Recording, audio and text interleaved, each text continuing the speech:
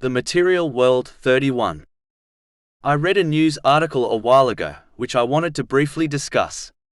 It reported on how people strive to create the perfect life. It is quite obvious when observing most people, that they strive hard in order to beautify their material world.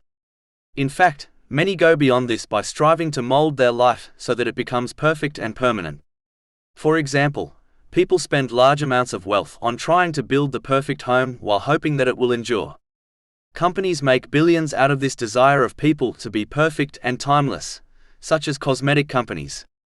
Some people endure painful operations in an attempt to defy time and achieve perfection. This shows that there is something within a person's soul which desires perfection and permanence.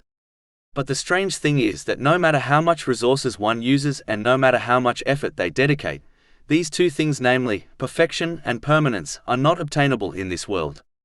This internal desire was placed inside people to make them strive for perfection and permanence in a place where they do exist, namely, the hereafter.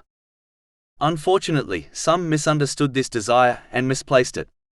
Muslims should therefore not make this mistake, but instead place this desire in the correct place by striving in the obedience of Allah, the Exalted, by fulfilling His commands, refraining from His prohibitions, and by facing destiny with patience according to the traditions of the Holy Prophet Muhammad, peace and blessings be upon him.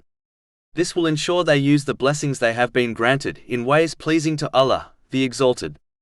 Only then will they be able to fulfill this desire and achieve true perfection and permanence.